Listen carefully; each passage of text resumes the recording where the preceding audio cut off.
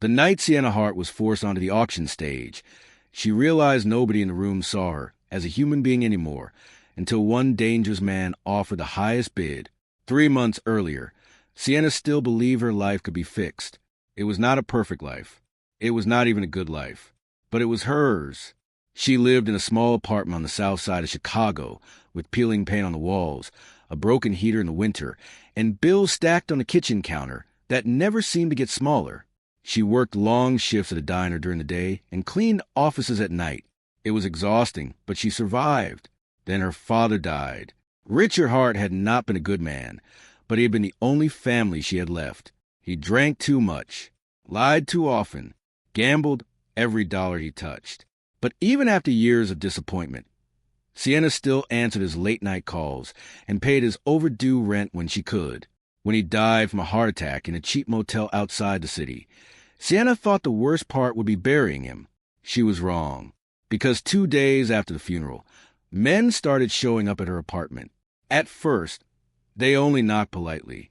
Then they started waiting outside. Then they started threatening her. Her father had borrowed money from dangerous people connected to underground gambling rings, illegal casinos, and private clubs hidden beneath the city. The debt was massive, nearly $200,000.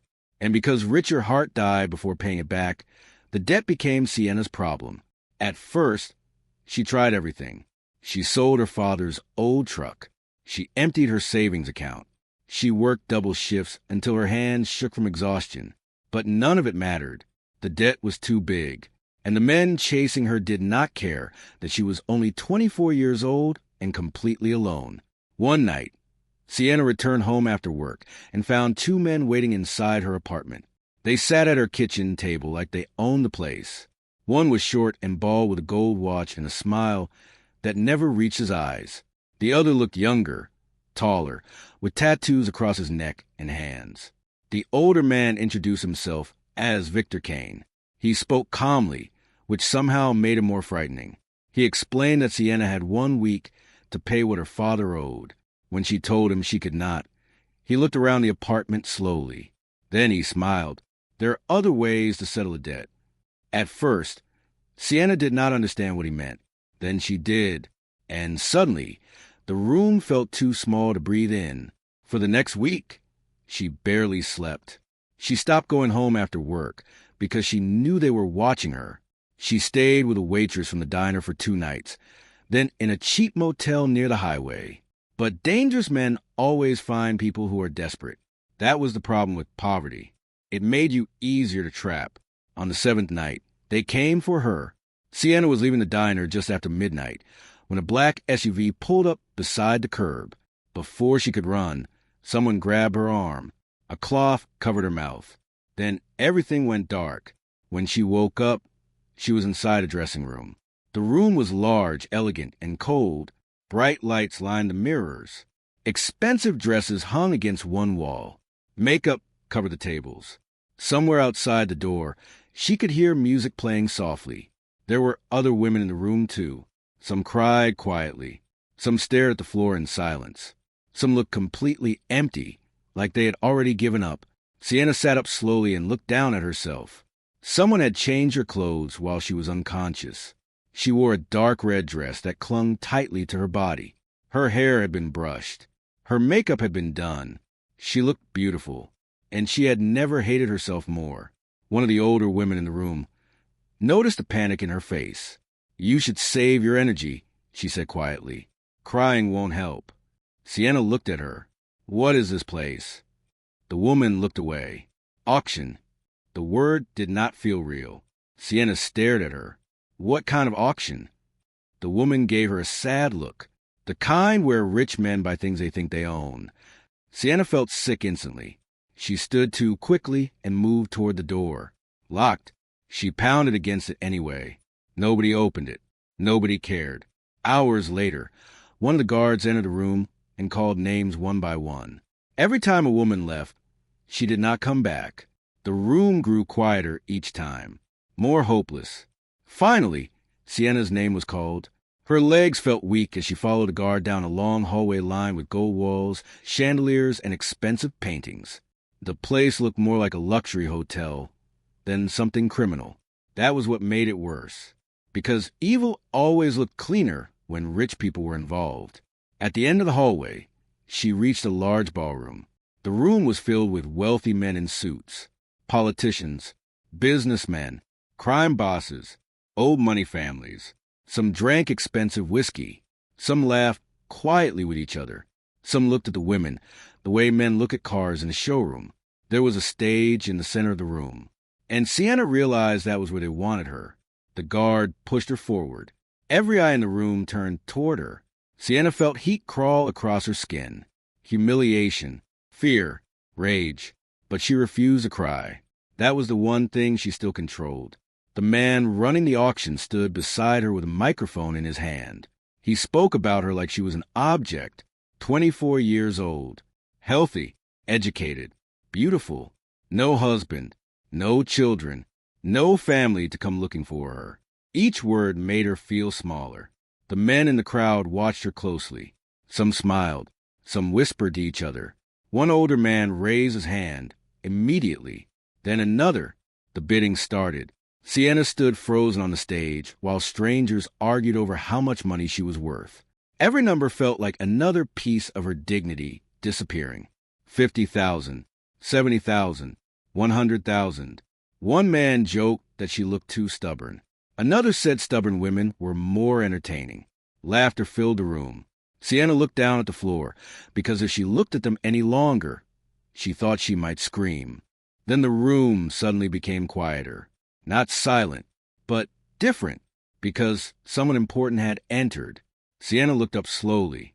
A tall man walked into the ballroom wearing a black suit with no tie and a dark gray coat over one shoulder. He looked like the kind of man people noticed immediately without understanding why. Not because he was the loudest person in the room, because he was the most dangerous. Damian Wolf. Everyone in Chicago knew his name, even people who pretended not to.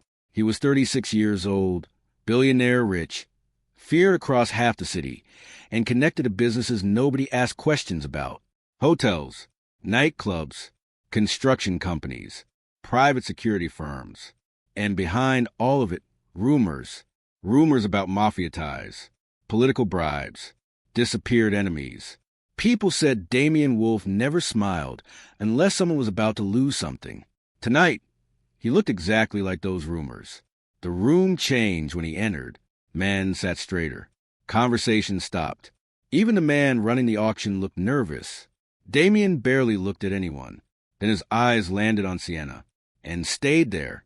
At first, Sienna hated him immediately, because she knew men like him. Rich men who thought money made them untouchable. Powerful men who treated people like tools. He looked at her calmly, not with lust, not with pity, something else, like he was studying her. Sienna lifted her chin slightly. She refused to look weak in front of him. That was what caught Damian's attention. Every other woman he had seen in that room looked terrified, broken, defeated. But Sienna stood there with anger in her eyes. She looked like she wanted to survive. Damian respected that. The auction host smiled nervously when he saw him. "Mr. Wolf," he said, "pleasure to have you here." Damian said nothing. His eyes never left Sienna. The bidding continued. 120,000, 150,000. Sienna could barely breathe, because every new number made this feel more real. Then Damian finally spoke. 300,000. The room went completely silent. Several men looked shocked. One older businessman laughed awkwardly. "No woman is worth that much." Damian looked at him once. The man immediately looked away, because Damian Wolf had the kind of face that reminded people how easy it was to disappear. The bidding continued for another minute, then stopped. Nobody wanted to compete with Damian, not because they could not afford it, because they were smart enough not to take something he wanted. The auction host looked relieved. Sold. The word echoed through Sienna's chest like a gunshot. Sold. That was it. Just one word. One moment. And suddenly her entire life belonged to someone else. Sienna looked directly at Damian. Hatred burned in her eyes. He walked toward the stage slowly. For 1 second, she imagined grabbing something sharp and driving it into his chest. Because if she was going to lose everything tonight, She wanted someone else to lose something too. Damien stopped in front of her. Up close, he looked even more intimidating. Tall, broad shoulders, sharp jaw, dark eyes that revealed almost nothing. He looked expensive, controlled, untouchable. "You should be afraid," Sienna said quietly. Damien looked at her for a moment. Then he answered in the same calm tone. "You should stop giving dangerous men reasons to notice you." Sienna hated him instantly for that answer, because he spoke to her like he already owned her. 2 guards led her toward the back exit, while Damien followed behind. Outside, cold night air hit her face. Black cars waited near the curb. Men with weapons stood nearby. The city lights looked distant from where they stood. One of Damien's bodyguards opened the back door of the SUV. Sienna climbed inside because she had no choice. Damien sat beside her a few seconds later. The doors locked automatically. For several minutes, nobody spoke. The city moved past outside the windows. Sienna stared ahead, her hands clenched tightly in her lap. Then she noticed something. The bodyguard in the front seat had a knife clipped near his jacket pocket. Small, sharp, easy to hide. Slowly, carefully, without anyone noticing, Sienna reached forward just enough to slide it free. Then she tucked it beneath the fabric of her dress. Because if Damien Wolf thought she would quietly belong to him, he was about to learn exactly how dangerous, desperate women could be. Damien Wolf had spent his whole life buying loyalty, power, and silence. But Sienna Hart was the first thing he bought that refused to obey him. The knife stayed hidden beneath Sienna Hart's dress for the entire drive. She kept one hand pressed lightly against her leg, making sure it was still there. Outside the SUV windows, Chicago passed by in streaks of gold lights, wet streets, and dark buildings. The city looked normal from a distance. But Sienna knew better now, because there were 2 versions of Chicago, the one ordinary people lived in, and the one man like Damien Wolf owned. Damien sat beside her in silence for most of the drive. He looked completely calm, as if buying women at secret auctions was no different than buying stocks or buildings. That made Sienna hate him even more. She kept waiting for him to say something cruel, something controlling, something that would prove he was exactly like the other men in that room. Instead, he only looked out the window with one hand resting against the door. Cold, sharp, unreadable. The SUV finally turned through a set of black iron gates nearly 40 minutes later. Beyond them stood the largest house Sienna had ever seen. It looked more like a private hotel than a home. Tall stone walls, massive glass windows, fountains near the entrance, security guards standing at every corner. The driveway curved through perfectly trimmed gardens and expensive cars parked beneath covered garages. Sienna looked at the mansion and felt something heavy settle inside her chest. Because men like Damien did not just have money. They had worlds built around them. The SUV stopped. One of the bodyguards opened the door. Sienna climbed out without waiting for help. The cold wind pushed against her hair as she looked up at the house. Damien stepped beside her. "You'll stay here," he said. Sienna looked at him. "I'd rather die." Damien did not react. That was what made him frightening. He never seemed surprised by anything. Inside, the mansion looked even bigger. Dark marble floors, tall ceilings, expensive paintings, huge windows overlooking the city skyline. Everything looked perfect, clean, cold, like nobody actually lived there. A woman in her 50s appeared near the staircase, wearing a black dress and white gloves. She introduced herself as Eleanor, the house manager. She looked Sienna up and down once, not openly rude, just enough to remind her she did not belong there. Eleanor brought Sienna upstairs to a large bedroom overlooking the back gardens. The room was bigger than Sienna's entire apartment. There was a fireplace near the wall, a king-size bed, a private bathroom covered in white marble, and expensive dresses hanging in the closet. Sienna looked at the dresses, then at Eleanor. "I'm not wearing any of this." Eleanor folded her hands politely. "Mr. Wolf thought you might need new things. I don't want anything from him." Eleanor gave a small nod, but her face made it clear she thought Sienna was ungrateful. That happened a lot over the next few days. People inside the house looked at Sienna like she was something Damien dragged in from the street. The cooks whispered when she walked into the kitchen. The maids stared at her clothes. The security guards watched her every time she moved through the house. No one said anything directly, but Sienna could feel it anyway. Poor girl. Wrong background. Wrong world. Damien noticed it too. He noticed everything. That was part of what made him dangerous. Nothing escaped him. On the third morning, Sienna found him standing near the windows in his office overlooking the city. He wore a dark suit with the sleeves rolled slightly at the wrists. A glass of whiskey rested on the desk beside him even though it was only 9 in the morning. "You should tell your staff to stop staring at me," Sienna said. Damien looked at her. "They stare at everyone." "No," she said. "They stare at me because they think I don't belong here." Damien walked toward her slowly. "You don't." The words hit harder than she expected, because they were true. Sienna looked away first. Damien noticed a hurt in her face immediately, but he said nothing else. That was another thing about him. He rarely apologized, because men like Damien Wolf did not survive by admitting weakness. His life had been built around power.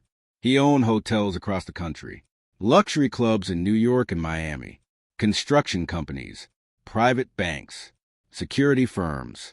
Half the politicians in Chicago owed him favors. And beneath all that sat something darker. Deals nobody talked about. Enemies nobody saw again. Rumors followed Damien everywhere. People said his father was killed when he was 16. People said Damien took over the family business before he turned 25.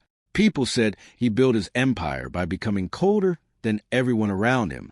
Sienna believed all of it because she saw it every time she looked at him. He was the kind of man who learned early that feelings made people weak.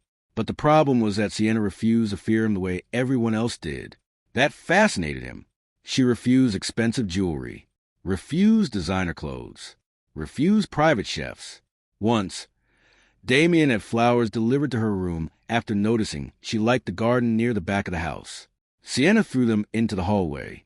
Another time, he had books brought in after seeing her stare too long at a shelf in his library. She never opened them. Every time Damien offered something, Sienna rejected it, because she knew gifts from powerful men always came with invisible chains. That only made Damien pay more attention to her. She fought him over everything. The rules, the guards, the lock gates, the fact that she was not allowed to leave the property alone. One afternoon, Sienna tried anyway. She waited until the shift changed near the back gate and slipped through the gardens wearing jeans, a gray sweater, and a baseball cap. For 10 beautiful minutes. She thought she made it. Then a black SUV pulled up beside her near the road. The window rolled down. Damien sat in the back seat. His expression looked calm. Too calm. "Get in." Sienna crossed her arms. "No." Damien looked at the bodyguard beside the driver. The bodyguard opened the back door. Sienna hated herself for climbing inside. The drive back to the mansion was silent, but the anger between them felt heavy enough to choke on. Finally, Damien looked at her. "You could have been killed." Sienna laughed bitterly. "You mean kidnapped again?" His jaw tightened slightly. "You think this is funny?" "No," she said. "I think you're a hypocrite." Damien stared at her. "You locked me inside your house," Sienna said. "You bought me. You watch me every second. Then you pretend you're protecting me." Damien looked away toward the window. For a moment, something changed in his face. Not anger. Something darker. "You have no idea what I'm protecting you from." Sienna frowned, because for the first time, Damien sounded almost tired. That night, she searched his office while he was in a meeting downstairs. She was looking for anything that could help her escape. Money, keys, a phone. Instead, she found a file hidden in the bottom drawer of his desk. Her name was written across the front. Sienna opened it slowly. Inside were photographs of her father, old police reports, gambling records, debt statements, and one picture she had never seen before. Her father standing beside another man outside a casino nearly 15 years earlier. The other man was older, tall, sharp face, dark suit, and standing beside him was a teenage Damien Wolf. Sienna stared at the photograph, because suddenly she understood something. Damien did not buy her because he wanted her. He bought her because of her father. The office door opened behind her. Sienna turned too quickly. Damien stood there, For several seconds, neither of them moved. Then Sienna held up a photograph. "You knew my father." Damien closed the door behind him. "Yes." "How?" Damien stayed silent for a moment. Then he walked closer. "Your father worked for mine." Sienna looked down at the picture again. "My father was a mechanic." "No," Damien said quietly. "That's just what he told you." The room suddenly felt too small. Damien looked at the file in her hands.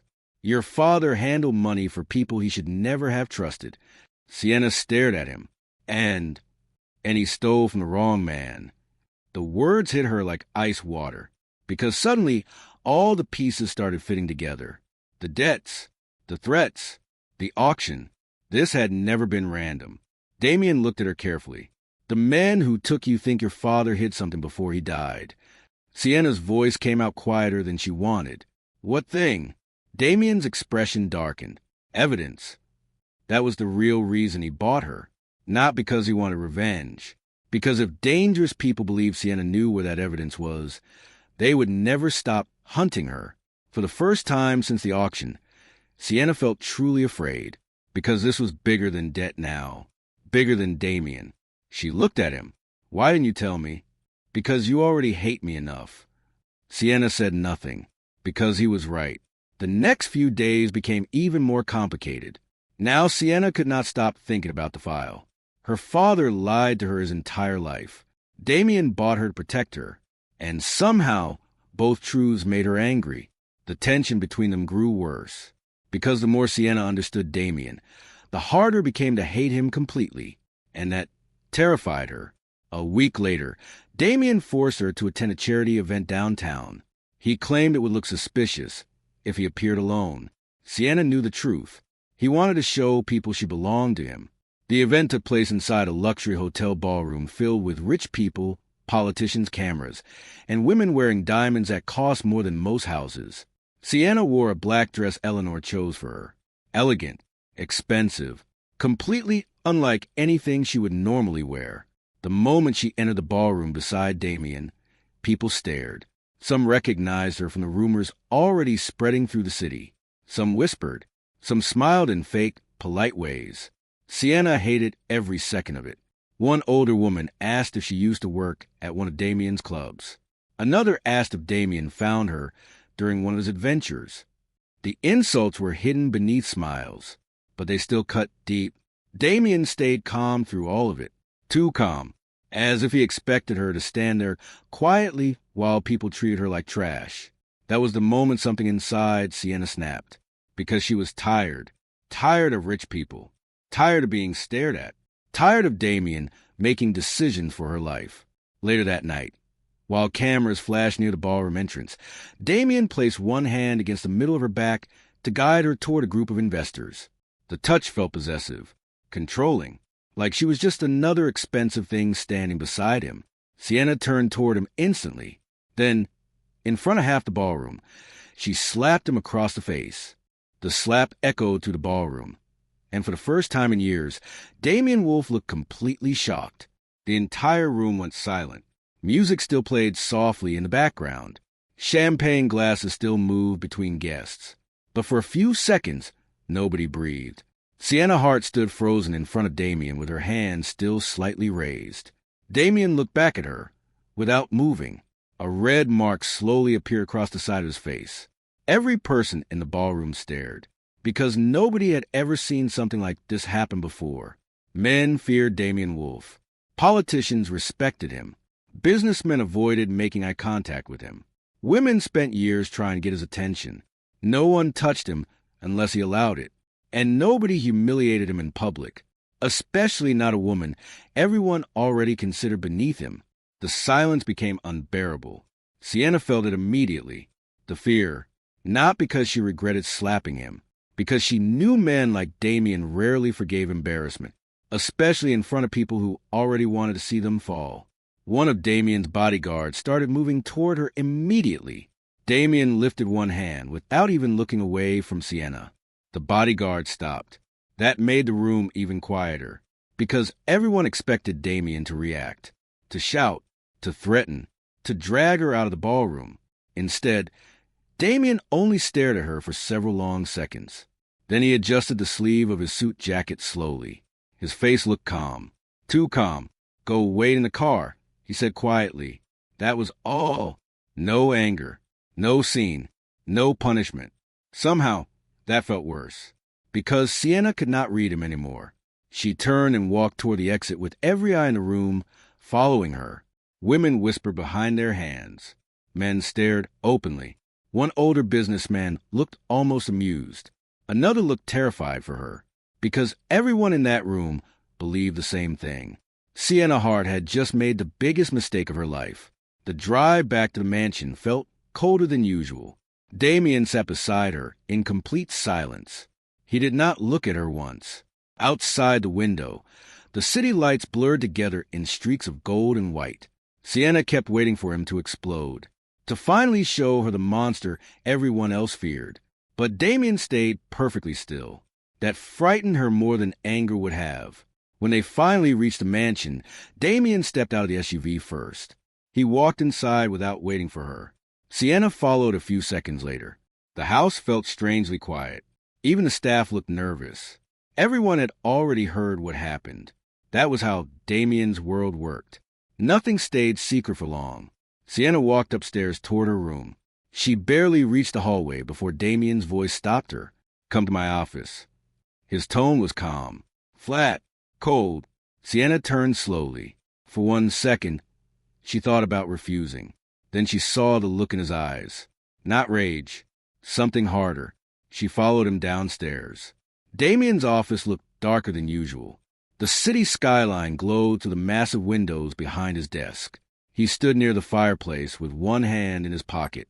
The red mark on his face had faded slightly, but it was still there. Sienna stayed near the door. Neither of them spoke for a moment. Then Damien finally looked at her. "Why?" Sienna crossed her arms. "You really have to ask?" "Yes." The answer made her angrier. "Because you treat me like property," she said. "Because you parade me around rich people like I belong to you." Damien's expression did not change. "You think I wanted to be there tonight?" Sienna asked. "You think I enjoyed standing there while people talked about me like I was trash?" "You are not trash." "No," she said bitterly. "I'm just a girl you bought." For the first time, something shifted in Damien's face. The words hit him. Sienna saw it immediately, but she kept going anyway. "You brought me there to prove something," she said. "You wanted everyone in that room to see that you own me." Damien looked away briefly, then back at her. "You think I care what those people think? I think you care about control." The room went silent, because that was the truth Damien hated most. He controlled everything.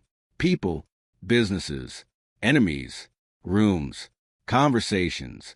He built his whole life around making sure nothing could hurt him again. And Sienna challenged that every second she stood near him. Damien walked toward her slowly. "You embarrass me tonight." Sienna lifted her chin. "You embarrass me first." For a moment, they stood there staring at each other. The air between them felt sharp enough to cut through. Then Damien stepped back. "Go to bed." Sienna frowned slightly. "That's it." Damien looked at her. "What were you expecting?" She did not answer, because honestly she did not know. Part of her expected him to scream. Part of her expected him to lock her inside the room again. Part of her expected him to finally prove she was right about him. But he did none of those things. That confused her more than anything else. Over the next few days, Damien became colder. Not cruel, not angry, just distant. He spent longer hours working. He barely joined her for dinner. He stopped trying to force conversations. He stopped sending flowers, books, or gifts. It should have made Sienna happy. Instead, it made the house feel emptier, because whether she wanted to admit it or not, she had grown used to his attention. That realization bothered her.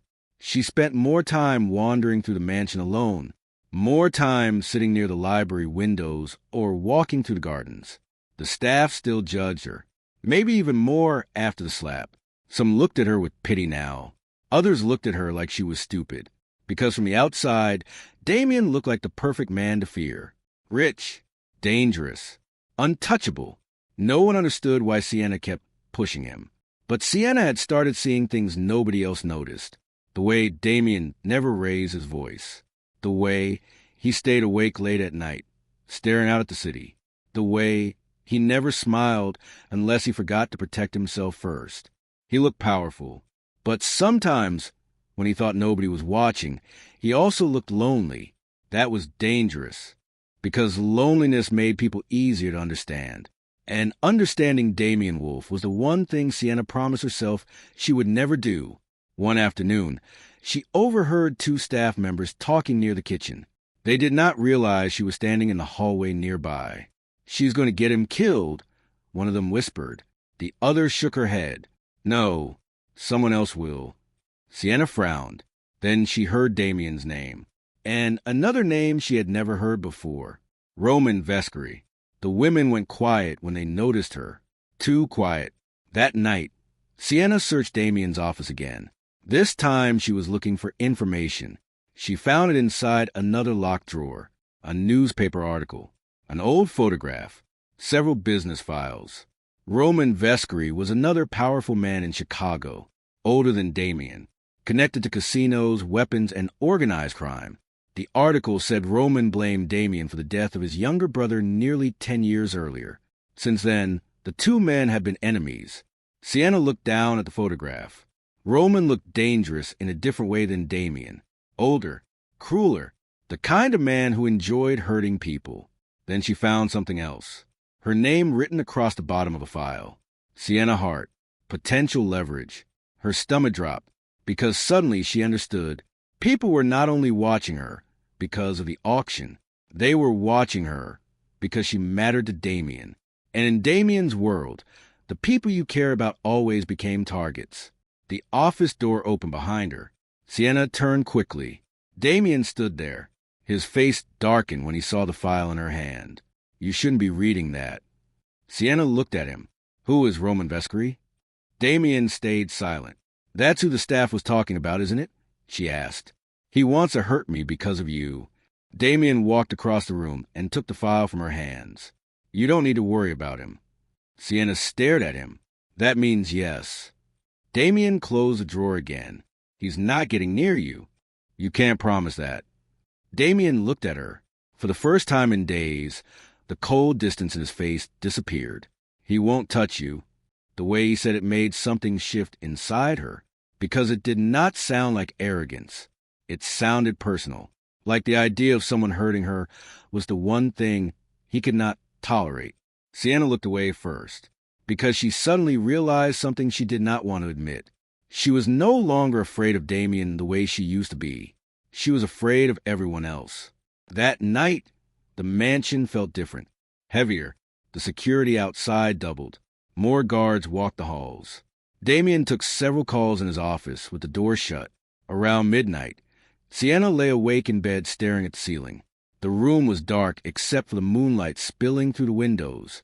She could not stop thinking about Roman Vescari, or the file, or the fact that somewhere in the city, there were men looking at her the same way they looked at Damien, like a weakness, like a weapon.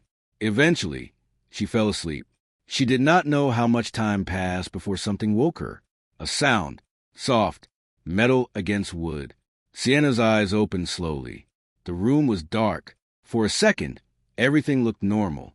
Then she saw it, a shadow moving near the door. Someone was inside her room. Sienna thought Damien was the most dangerous man in the city, until she learned there were men far worse than him. The shadow moved closer to the bed. Sienna sat up instantly. Her heart slammed against her ribs as she reached toward the lamp beside her. Before she could touch it, a man lunged toward her from the darkness. A rough hand covered her mouth. The other grabbed her wrist hard enough to bruise. Sienna tried to scream anyway. The sound barely escaped her throat. The man smelled like cigarettes and sweat. His face stayed hidden beneath a black mask, but his voice was low and sharp against her ear. "Where did your father hide it?" Sienna froze. For 1 second, she could not even breathe. Then the bedroom door exploded open. Damien entered first. 2 bodyguards followed behind him. The masked man turned too late. Damien crossed the room faster than Sienna thought possible. He grabbed the intruder by the collar and slammed him into the wall. So hard a painting crashed to the floor. The room erupted into chaos. The intruder reached for a knife. Damien hit him before he had the chance. Once. Then again. The bodyguards finally pulled the man away before Damien killed him with his bare hands. Sienna sat frozen against the headboard. Her hands shook so badly she could barely move, because she had seen Damien angry before. But never like this. This was not anger. This was fear. The masked man laughed through the blood running down his mouth. "You should have let Roman have her," he said. Damien grabbed him again immediately. "What does Roman think she knows?" The man smiled. Enough to get herself killed. Damien looked ready to break every bone in his body. Instead, he stepped back. The bodyguards dragged the man out of the room. The door slammed shut behind them. Silence filled the bedroom. Sienna stared at Damien. His shirt was wrinkled. His fists were covered in blood. His breathing looked uneven. He turned toward her. For 1 second, neither of them spoke. Then Damien crossed the room slowly. "You're safe." That was all he said. "Now you okay? Not that he hurt you. Only the thing that mattered most to him. You're safe." Sienna looked down at her shaking hands. "No," she whispered. "I'm not." Damien sat at the edge of the bed. For once, he did not argue, because now she finally understood. This was bigger than the auction, bigger than Damien, bigger than money. Someone wanted something from her badly enough to break into one of the most protected houses in Chicago. Sienna looked up at him. What did he mean? Damien's jaw tightened slightly. "You already know." "No," she said. "I know my father lied to me. I know dangerous people think he hid something, but I still don't know what." Damien stayed silent. That made her angry. "Stop deciding what I can handle." He looked at her. "You want the truth?" "Yes." Damien leaned back slightly. Then, after several seconds, he finally spoke. "Your father worked for Roman Vescry before he worked for my family." Sienna frowned. "You said he handled money." "He did," Damien said. "But not only money." The room stayed quiet. Damien looked toward the window briefly, like he hated what came next. "Roman used casinos to move illegal money through the city," he said. "Your father helped hide it." Sienna stared at him. "My father wasn't criminal." Damien's expression hardened. He was desperate. Those words hurt more because they sounded true. Sienna thought about the apartment she grew up in, the unpaid bills, the late-night arguments, the way her father always looked exhausted. Maybe he had not been bad. Maybe he had simply been weak. Damien looked back at her. Then one day, Roman discovered millions of dollars were missing. Sienna's chest tightened, and he blamed my father. Damien nodded. Not only money, documents too, account numbers, bribes, names of politicians, and police officers Roman paid. Sienna stared at him. "That's what they think I know." "Yes." The answer felt like ice water down her spine, because now she understood why the auction happened, why she had been followed, why Roman's men kept coming after her. They believed her father hid something before he died, and they believed Sienna knew where it was. But she did not. She knew nothing. Damien stood and walked toward the fireplace. "The problem is that Roman doesn't care if you actually know anything," he said quietly. "As long as he thinks you might, you'll never be safe." Sienna looked down, then back at him. "So you bought me." Damien's face stayed unreadable. "Yes." The word sat heavily between them, because no matter how many times Damien protected her, it still came back to that ugly truth. He bought her, not because he loved her, not because he cared, because she was useful. Sienna looked away. "That doesn't make you a hero." Damien did not react. "I know."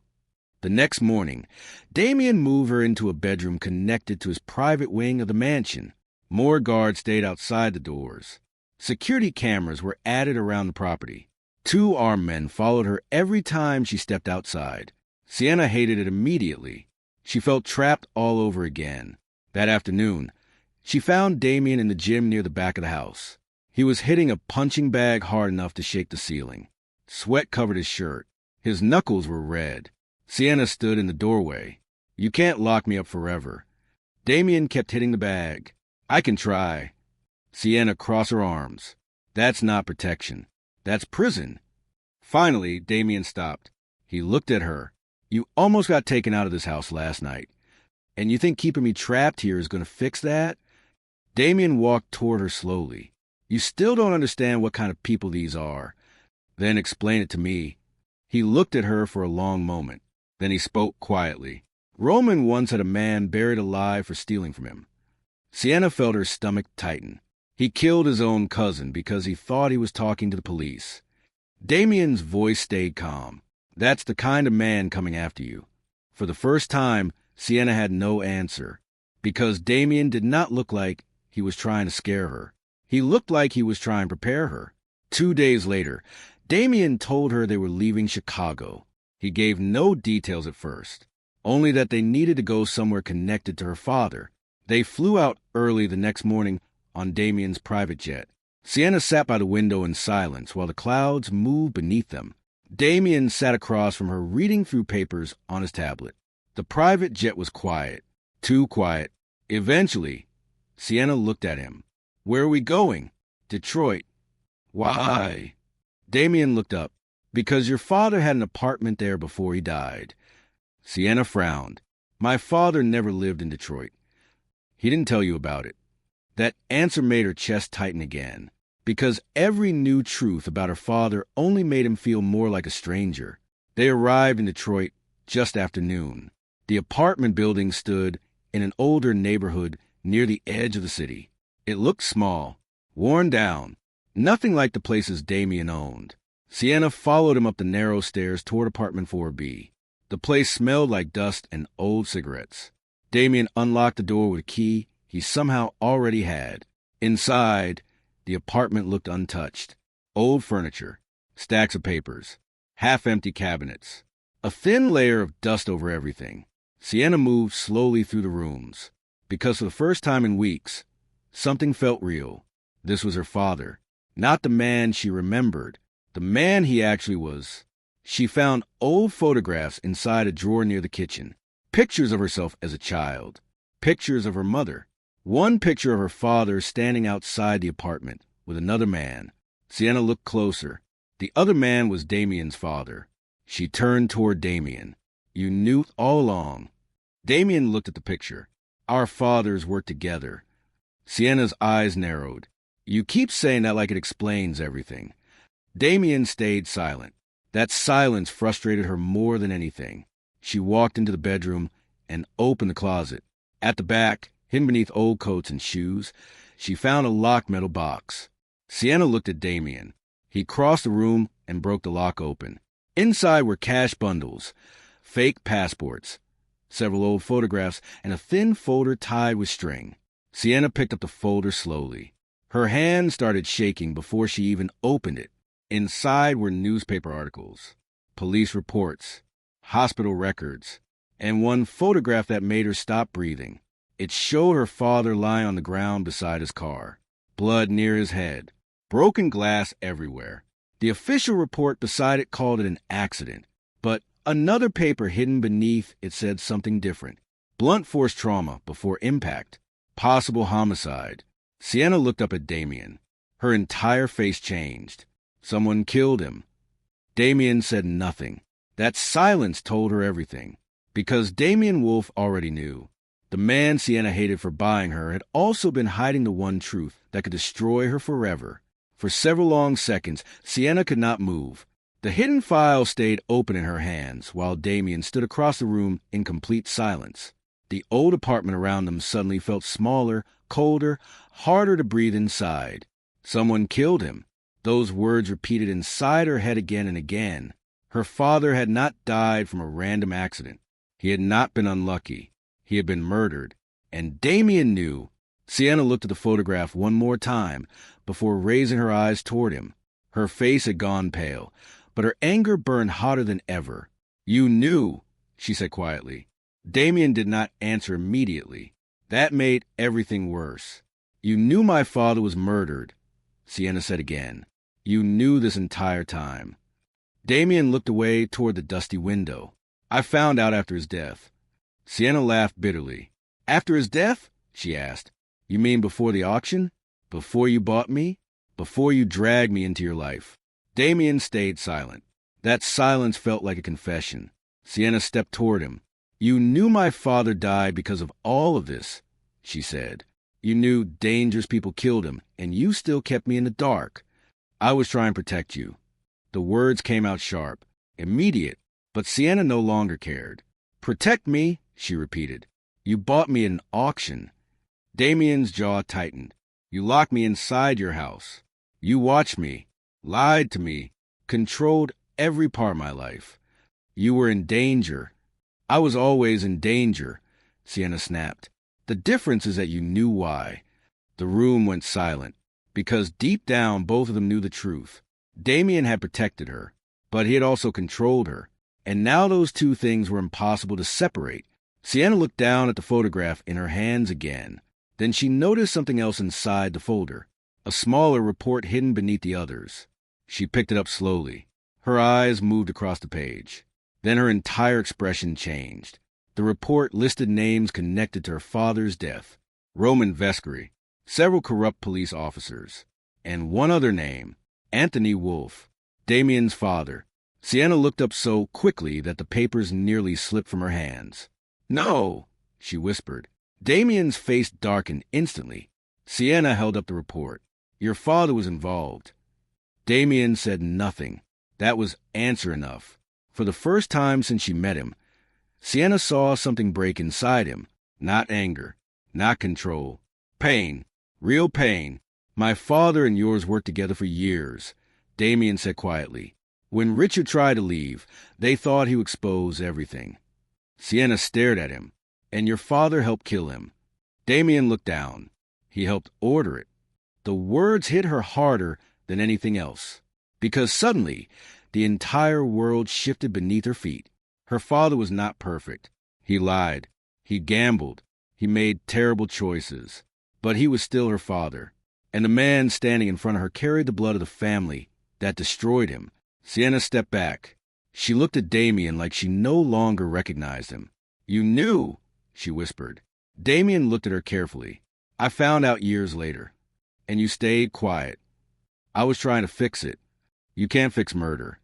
Her voice cracked for the first time, because now the anger was mixing with grief, and grief always hurt worse.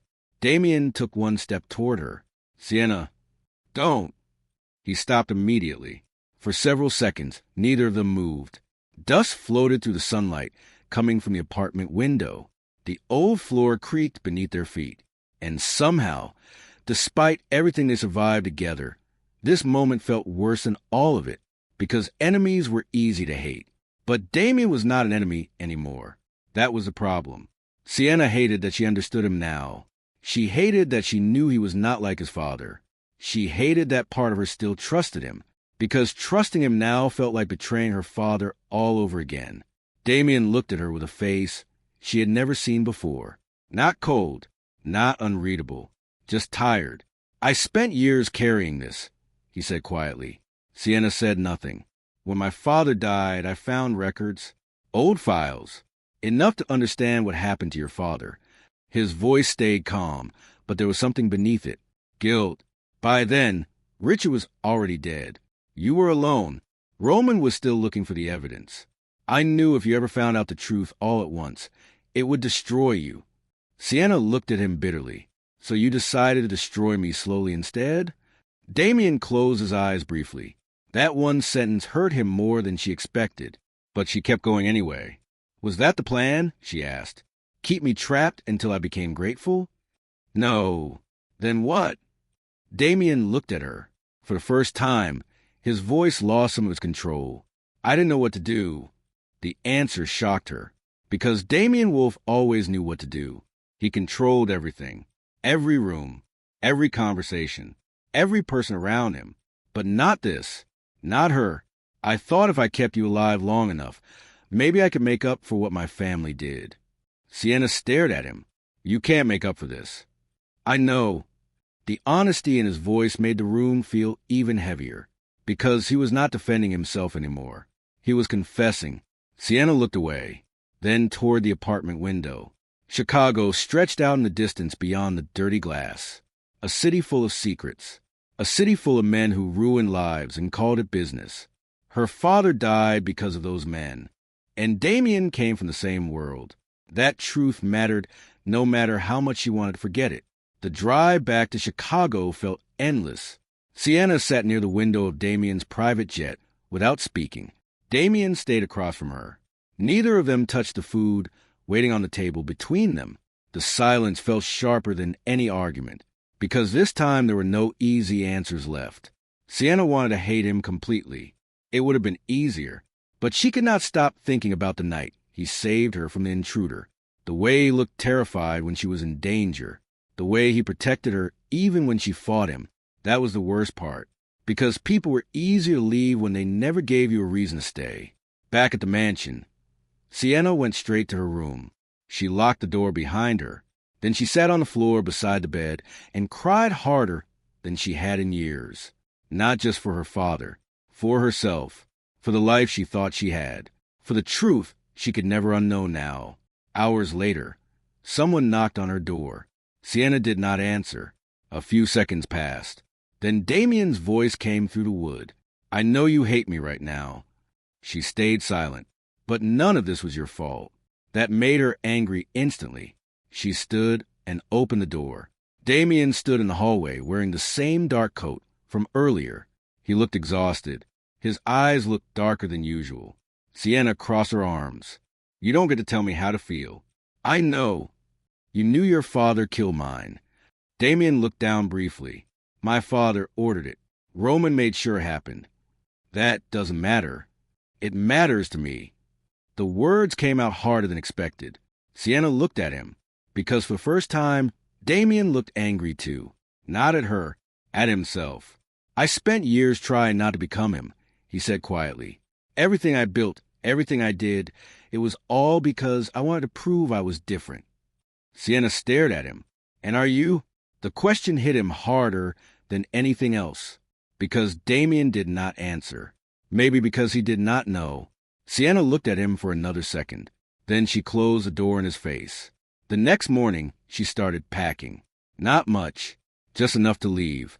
She folded clothes into a bag, grabbed the cash she still had hidden inside a drawer, and searched for her passport, because she could not stay there anymore. The mansion no longer felt safe. Not because of Roman, because every room reminded her of Damien, and every reminder hurt. When she came downstairs with her bag, Eleanor saw her immediately. "You're leaving?" Sienna nodded once. Eleanor looked almost sad. "Mr. Wolfe will not like that." Sienna gave a cold smile. "He doesn't get to decide anymore." She walked toward the front door. But Damien was already there, standing near the entrance in a black suit with one hand in his pocket, like he had been waiting for her. Sienna stopped. For several seconds, neither of them moved. Then Damien looked at the bag in her hand. "You're leaving?" "Yes." "You can't." That answer made her furious. "You still think you can tell me what to do. I'm trying to keep you alive." "No," Sienna said. "You're trying to keep me close." The truth hit harder because it was real.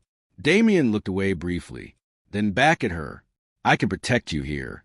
Sienna laughed bitterly. "You mean inside the house built by the family that helped kill my father?" Damien's face changed, because there was no answer to that.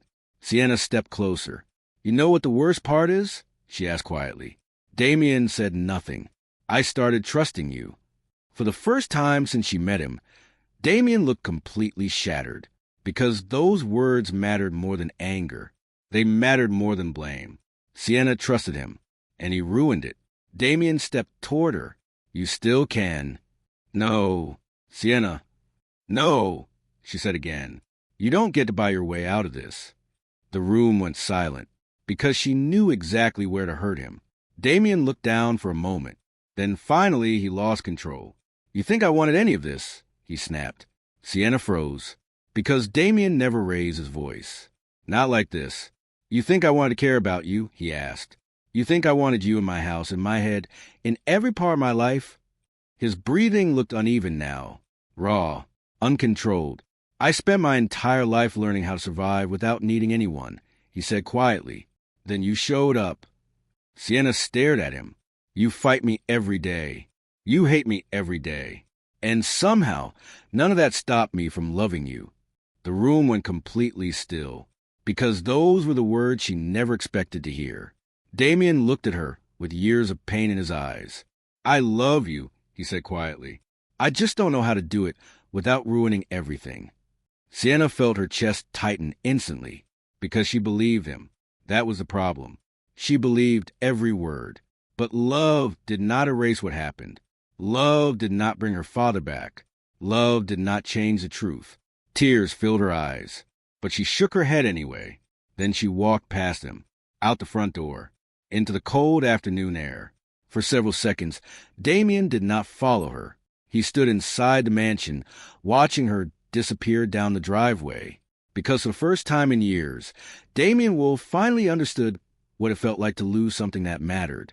Sienna reached the road nearly 10 minutes later. Her hands shook as she pulled her coat tighter around herself. She did not know where she was going. She only knew she could not stay. Then a black SUV stopped beside her. Before she could react, the back door opened. A rough hand grabbed her arm. And the last thing Sienna heard before she was dragged inside was a familiar voice. The girl knows more than her father ever did.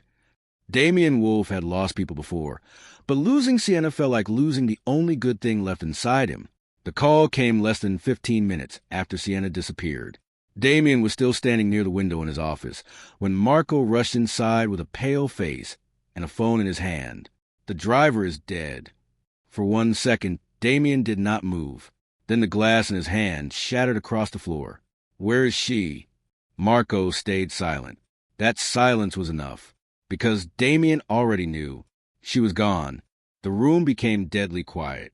Damien looked toward the dark city outside the window. Rain covered the glass. Traffic lights flashed red in the distance. And somewhere in that city, Sienna Hart was terrified. That thought nearly destroyed him, because Damien had spent his entire life losing people. His mother died when he was young. His father died before Damien could make him answer for everything he had done. Friends betrayed him. Enemies took things from him. But Sienna was different. She was the first thing in years that made him want something better than survival. And now she was gone. Marco handed him the phone. One of Damien's men had sent photos from the road where the attack happened. The black SUV. The broken glass.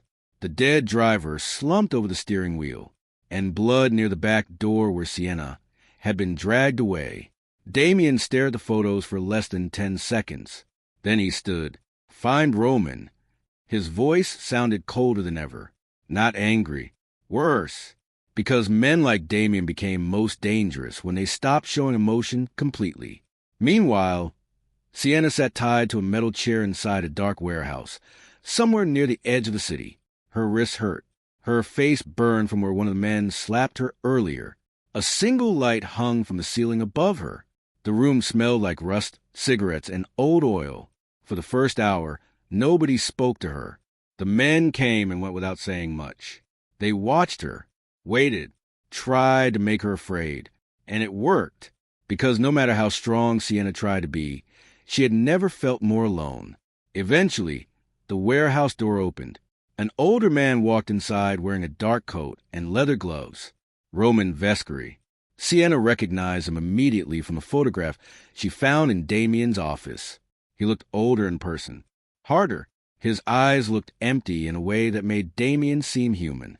Roman stopped in front of her. For a moment, he just looked at her. Then he smiled slightly. You look like your father. Sienna said nothing. Roman crouched in front of her. He disappointed me, too. The words made her stomach twist.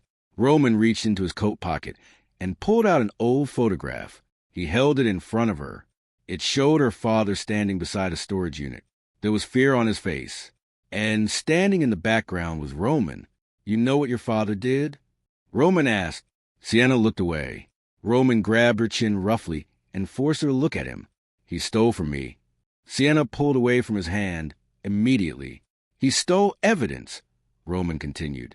Names, accounts, politicians, judges. Enough information to destroy half the city. Sienna stared at him. I don't know where it is. Roman smiled again. Maybe not, he said, but your father loved you. Sienna's chest tightened. Roman stood, and men always leave clues for the people they love most. Back at the mansion, Damien was already tearing his world apart. Phones rang constantly. Security teams searched warehouses, safe houses, docks, and abandoned buildings connected to Roman. Every person Damien ever bribed suddenly owed him a favor. By midnight, he had men in 3 different states looking for Sienna. But nothing was enough, because every second that passed made the fear worse. Damien stood inside his office with bloodshot eyes and a map spread across the desk. Marco walked in holding a folder. "We found something." Damien looked up immediately. "One of Roman's old accountants disappeared 3 years ago," Marco said. "Before he vanished, he transferred money into a hidden account connected to your father." Damien took the folder. Inside were account numbers, property records, and names. One address was circled in red. A storage facility outside Chicago. Damien's expression darkened, because suddenly he understood. Sienna's father had hidden something, and Roman believed it was still there. Damien grabbed his coat immediately, but before he could leave, another voice stopped him. "You're making a mistake." Damien turned. His uncle Victor stood near the doorway. Victor Wolf had always been close to Damien's father. Too close. He was one of the last people Damien still trusted. Victor looked calm. Too calm. "You should let Roman keep the girl," he said quietly. The room went silent. Damien stared at him. "What did you say?" Victor stepped farther inside. "You know what's hidden in those files," he said. "If Roman gets them, we survive. If the police get them, everything falls apart." For 1 second, Damien could not believe what he was hearing. Then the truth hit him.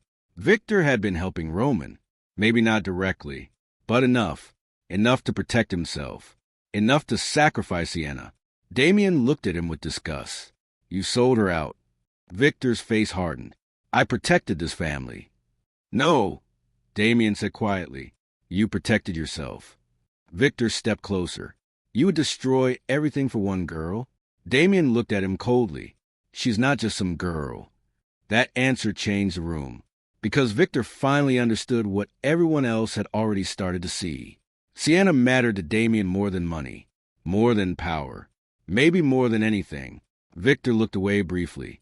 "You sound weak." Damien grabbed him by the collar. "No," he said quietly. "I sound like a man who finally knows what matters." Later that night, Damien arrived at the storage facility outside the city with Marco and 6 armed men. The place looked abandoned. Old fences, broken lights, rust covering the doors. But Damien knew Roman would come there eventually, because desperate men always returned to the places holding what they wanted most. Inside Unit 47, Damien found an old metal box hidden beneath loose floorboards. The same kind of box Sienna found in Detroit. Inside were bank records, hard drives, account numbers, and photographs. Enough evidence to destroy politicians, judges, police chiefs, and half the criminal organizations in Chicago. But one thing stood out more than anything else. A handwritten letter from Sienna's father. Damien opened it quickly. The letter was old and stained at the edges. It explained everything. Sienna's father had not stolen the evidence for money. He stole it because he was trying to expose Roman, Damien's father, and everyone connected to them. He wanted immunity from the FBI. He wanted a new life for himself and Sienna. And he almost got it, until someone betrayed him. Damien looked down at the final lines of the letter. "If anything happens to me, Roman will come for Sienna next." For the first time in years, Damien felt fear so sharp it made his hands shake, because Sienna's father knew this would happen. He knew one day his daughter would pay for his mistakes. Marco looked up from the doorway. Cars. Damien folded the letter quickly. Headlights moved outside the storage building. Roman had arrived. Everything happened fast after that. Gunfire exploded outside. Men shouted. Glass shattered. Damien moved through the darkness with one goal: find Sienna. Roman's men were everywhere. Bullets hit metal walls. Smoke filled the air. Marco stayed behind Damien, while the others covered the exits. Then Damien heard something. A scream. Sienna. He ran toward the sound immediately. At the far end of the warehouse, Sienna sat tied to a chair beside a stack of old crates. Roman stood near her with a gun in his hand. The moment Sienna saw Damien, her entire face changed. Relief, fear, disbelief, because somehow, despite everything, he still came for her. Roman turned toward Damien slowly. You always were stupid when it came to people you cared about. Damien kept his gun raised. Let her go. Roman laughed. You think this ends with her? Damien stepped closer. It ends with you. For 1 second, nobody moved. Then Roman grabbed Sienna and pulled her in front of him. The gun pressed against the side of her head. Sienna froze. Damien's face changed instantly, because for the first time in years, someone had put a weapon against the only thing he could not lose. Roman smiled. She's just like her father, he said, always dying for the wrong people. Then Roman pulled the trigger. Damien moved before he even thought about it. He threw himself toward Sienna. The gunshot exploded through the warehouse, and Damien fell to the ground. Sienna spent months fighting Damien, but seeing him bleeding because of her changed everything. The gunshot echoed through the warehouse. For 1 horrible second, Sienna could not breathe. Damien hit the ground hard beside her. Blood spread quickly across the side of his shirt. Roman stepped back in shock. He had been aiming for Sienna. Damien took the bullet instead. Damien! The scream left Sienna before she could stop it. Roman lifted the gun again, but this time Marco fired first. The bullet hit Roman in the shoulder and sent him crashing backward into a stack of crates. The entire warehouse exploded into chaos. More gunshots, more shouting. Roman's men scattered in every direction. Marco cut the ropes around Sienna's wrists while 2 other guards dragged Damien behind a metal container for cover.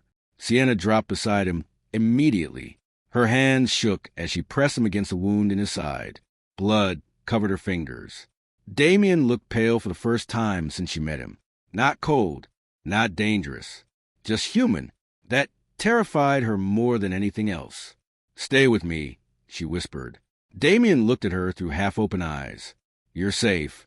Even now, that was the first thing he cared about. Sienna felt tears fill her eyes instantly. Because after everything, after all the lies and anger and pain, Damien still chose her. He chose her over himself. He chose her over surviving. Marco shouted something from across the warehouse. Roman was trying to escape through the back entrance. Sienna looked up, then back at Damien. Part of her wanted to stay beside him forever. But another part of her knew this nightmare would never end until Roman was gone. Damien saw it in her face immediately. Go, he said weakly. Sienna shook her head. No, end this. Those 2 words changed something inside her, because for the first time, Sienna was no longer running from Damien's world. She was fighting back against it. Marco handed her a gun. Sienna looked down at it. Her hand still shook, but this time not from fear, from anger. She followed Marco through the warehouse toward the back exit. Roman had already reached the loading area outside. Rain poured from the sky. The parking lot looked empty except for black SUVs and broken glass across the ground. Roman stood near one of the cars, holding his injured shoulder. When he saw Sienna, he smiled bitterly. You really are your father's daughter. Sienna kept walking toward him. No, she said, because my father spent his whole life afraid of men like you. Roman laughed weakly. And now look at you. Sienna looked at him with more hatred than she had ever felt in her life. This ends tonight. Roman lifted the gun again, but before he could fire, another voice stopped him. Drop it. Everyone turned. Damien stood near the warehouse entrance. Blood covered his shirt. One hand pressed against his wound. The other held a gun. He looked pale, weak, but still terrifying. Roman stared at him in disbelief. You should be dead. Damien's face stayed cold. You first. For 1 second, nobody moved. Rain hit the ground around them. Thunder echoed somewhere in the distance. Then Roman fired. Damien fired back. Roman fell first. The gun slipped from his hand. His body hit the wet pavement hard. And finally, after years of fear, secrets, and blood, Roman Vescaris stopped moving.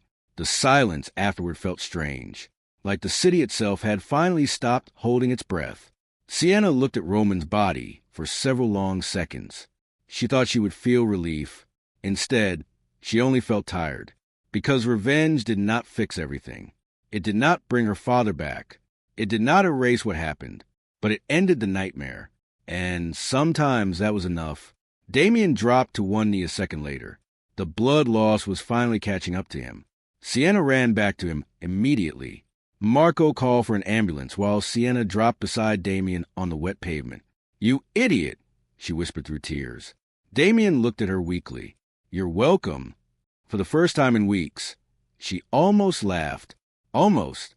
The hospital felt painfully familiar. White walls, bright lights, doctors moving too fast. Sienna sat outside Damien's room with blood still on her clothes and her hands wrapped tightly around a cup of cold coffee she never drank. Hours passed. The doctors finally told her the bullet missed anything fatal. Damien would survive. The moment she heard those words, something inside her finally broke. Because until then, she had not allowed herself to admit the truth. She loved him, not because he was rich, not because he protected her, not because he saved her. She loved him because beneath all the control, all the darkness, all the damage, Damien Wolf had spent months trying to become better for her. And no one had ever done that before. Later that night, Sienna sat beside Damien's hospital bed while he slept. There was a bandage around his side, bruises along his face. Machines quietly beeped near the bed. He looked different when he slept. Younger somehow, less guarded. Sienna reached for his hand slowly, because for the first time since she met him, she was not afraid of what she felt. Damien opened his eyes a few seconds later. His voice sounded rough. "You stayed." Sienna looked down at him. "You took a bullet for me." Damien's mouth moved slightly. Almost a smile. Seemed dramatic. Tears filled Sienna's eyes again. Because even injured, he still found ways to hide behind humor. She squeezed his hand gently. "You almost died." Damien looked at her quietly. "But I didn't." The room went silent. Then Sienna leaned forward and kissed him. Softly, slowly. Not because she owed him anything, because she wanted to.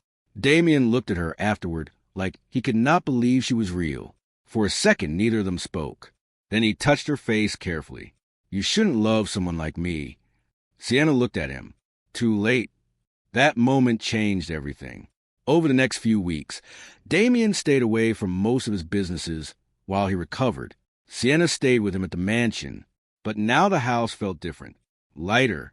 The staff stopped whispering. The guards looked at her differently. Not like she was a stranger, like she belonged there. More truths came out after Roman died. The FBI raided old offices connected to Roman, Damien's father, and several politicians. Bank accounts were frozen. Corrupt police officers were arrested. Secret files from the storage unit destroyed half the city's most powerful people. Victor Wolf was arrested too.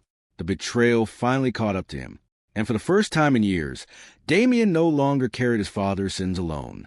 One afternoon, weeks later, Sienna and Damien stood together near the ocean outside the smaller house he bought along the coast. The wind moved through her hair. The waves crashed softly below them. For once, there were no guards nearby. No enemies. No fear. Only silence. Damien stood beside her with one hand in his coat pocket. His scar had started healing, but it would always be there. A reminder of what he almost lost. Sienna looked at him. "You know," she said quietly, "buying me was still the worst thing you ever did." Damien looked down. "I know." She stepped closer. "But somehow," she said softly, "it was also the best thing." Damien stared at her. For once, he had no clever answer. No cold mask. Only honesty. "You were the first thing I ever bought that made me realize money couldn't fix everything." Sienna almost smiled. "And you were the first person who made me want to be more than what I was." He looked out toward the ocean. "Before you, I thought survival was enough." Sienna touched his hand gently. "And now," Damien looked back at her, "now I want a life." The sunset covered both of them in soft orange light. For the first time in months, everything felt calm. Roman was dead. The truth was finally out. The men who destroyed her father's life were gone. And somehow, against all logic, Sienna Hart and Damien Wolf were still standing. Together. But 3 weeks later, Sienna stood alone inside the bathroom of the beach house, staring at a small white test in her hand. Positive, her entire body went still. Because after everything they survived, after all the blood and chaos and pain, there was one thing she never expected. She was pregnant. Sienna once hated the man who bought her at an auction, but now she was carrying his child. For almost a full minute, Sienna stood frozen inside the bathroom of the beach house. The pregnancy test stayed in her trembling hand. Positive. The single word felt unreal. Outside the window, waves crashed softly against the rocks below the house. Morning sunlight filled the bathroom. Somewhere downstairs, she could hear Damien speaking on the phone in the kitchen. But Sienna could barely hear anything, because all she could think about was the impossible truth in front of her. She was pregnant. After everything that happened, after the kidnapping, the gunshots, the lies, the fear, and the blood, there was now a child. Damien's child. Sienna slowly sat down on the edge of the bathtub. Her chest felt tight. Part of her wanted to cry. Part of her wanted to laugh. And part of her felt completely terrified. Because loving Damien was already dangerous enough. Now, there was going to be something even more dangerous. A person. A child who would connect them forever. For months, Sienna spent so much time fighting Damien that she never imagined they would end up here. A future. A family. It felt too soft for people like them. Too fragile. She looked down at the test again. Positive. That word should have scared her more than it did. Instead, beneath all the fear, there was something else. Hope. Sienna placed one hand against her stomach slowly. The baby was still too small to feel. Too small to be real. But it was there. And somehow, that changed everything. She stayed in the bathroom for another 10 minutes before finally standing. Then she walked downstairs. Damien stood in the kitchen, wearing a black sweater with the sleeves pushed up to his elbows. He looked healthier than he had in weeks. The cut above his eye had almost healed. The bruise near his jaw was fading. When he looked up and saw her face, his expression changed immediately, because he knew something was wrong. What happened? Sienna stayed quiet for a second. Then she held out the pregnancy test. Damien looked down at it. For once, Damien Wolf looked completely speechless. His eyes moved slowly from the test to her face, then back to the test again. Sienna expected fear, maybe anger, maybe silence. Instead, Damien looked like the entire world had stopped moving. "You're pregnant." His voice sounded quieter than usual, almost careful. Sienna nodded once. For a second, neither of them moved. Then Damien crossed the room slowly. Sienna watched his face carefully, because this moment mattered. This was the moment that would tell her if she could really trust him. Damien stopped in front of her. Then, very gently, he touched the side of her face. Not controlling, not possessive, just soft, softer than she had ever seen him.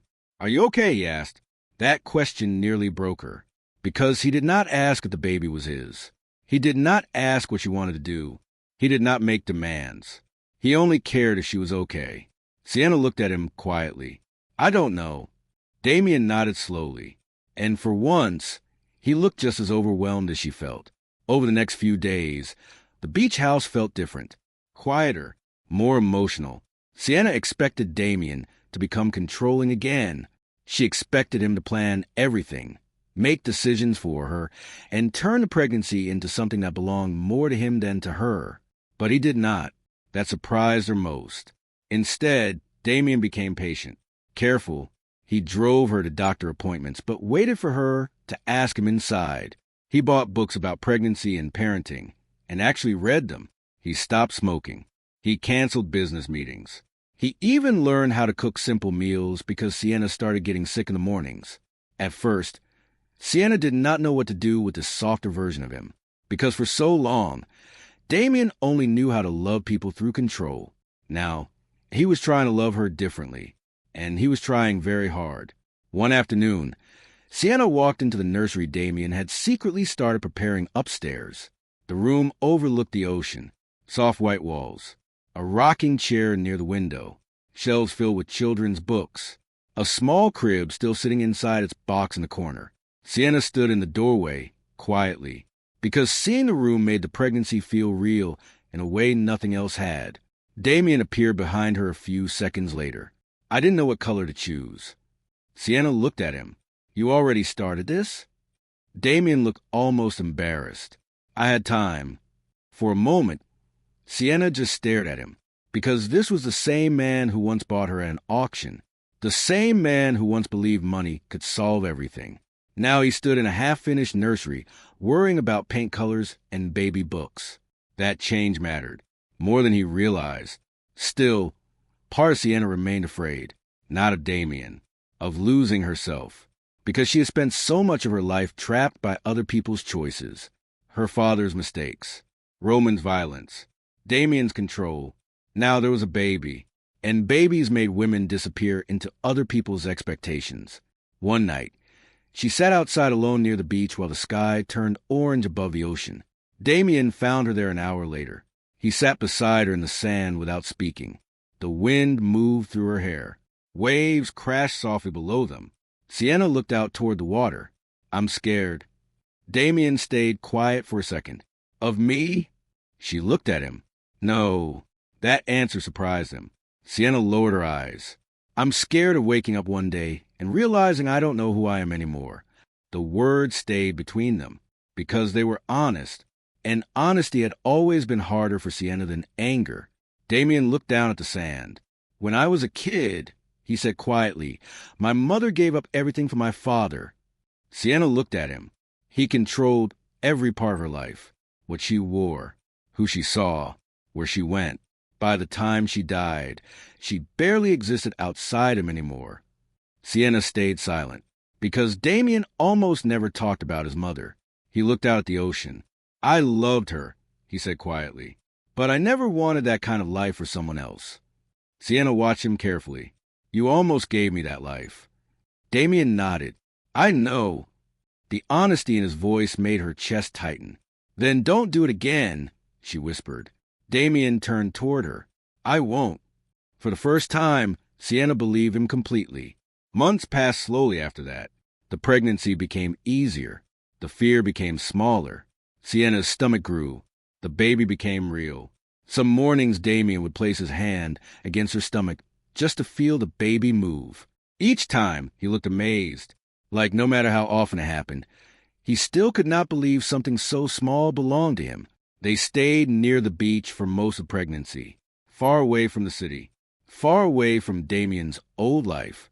Marco visited sometimes with updates about the businesses Damien still owned. But Damien cared less about that world now. The empire no longer mattered the same way, because for the first time, he had something more important than power. He had a future. One afternoon, near the end of the pregnancy, Sienna sat inside the nursery folding tiny baby clothes. The room smelled like fresh paint and clean laundry. Sunlight filled the walls. On the floor beside her sat a box of old papers Marco had recovered from Damien's father's estate. Most of it was business records, legal papers, old photographs. But near the bottom of the box, Sienna found something strange. A sealed envelope, her name written across the front in familiar handwriting. Sienna frowned immediately because she recognized the writing. Her father's. Her hand started shaking as she opened the envelope. Inside was a single folded letter. The paper looked old, worn around the edges. Sienna unfolded it slowly. Then she started reading. If you are reading this, it means I failed. It means the people coming after me finally won. And it means you are probably alone. Sienna felt tears fill her eyes instantly, because she had not seen her father's handwriting in years. She kept reading. There are many things I lied to you about. I told you I was weak because I gambled. That was true, but it was not the whole truth. I got involved with dangerous men because I found something I was never supposed to see. Proof, money, names, powerful people. I wanted to expose them, but I was too late. Sienna wiped at her eyes quickly. Then she reached the final lines. There's one more thing you need to know. If something happens to me, there is only one man I trust to protect you. His name is Damien Wolf. Sienna stopped breathing. Her eyes moved over the sentence again. And again, because it made no sense. The letter continued. Years ago, Before you were old enough to remember, Damien saved my life during a deal that went wrong. He was only a teenager then. But even at that age, he was different from the rest of his family. Colder on the outside, kinder underneath. I always believed that if the world ever turned against you, Damien would be the man standing between you and the worst parts of it. Sienna lowered the letter slowly. Tears slid down her face. Because after everything, after all the lies and misunderstandings and pain, her father knew. He knew Damien would protect her long before she did. A few minutes later, Damien walked into the nursery carrying a small wooden crib piece in his hands. He stopped the moment he saw her crying. What happened? Sienna looked up at him. Then she held out the letter. Damien took it slowly. His expression changed as he read the final lines. For the first time in a long time, Damien looked completely shaken. Sienna stood slowly. Then she walked toward him. You knew him? Damien nodded once. Your father helped me once too. Sienna looked at him quietly. And neither of you told me. Damien lowered his eyes. I didn't think you would believe me. The room stayed silent. Sunlight filled the nursery around them. The crib sat unfinished in the corner. The ocean moved quietly outside the windows. Sienna looked at the man standing in front of her. The man she once hated. The man who bought her. The man who changed for her. Then she placed one hand against her stomach and the other against his face. Because after everything, after all the fear and pain and chaos, there was only one truth left. She trusted him. Completely. But as Damien looked back down at the letter in his hand, his expression slowly darkened. Because hidden inside the final fold of the paper was a second note. A note written in different handwriting. 3 words.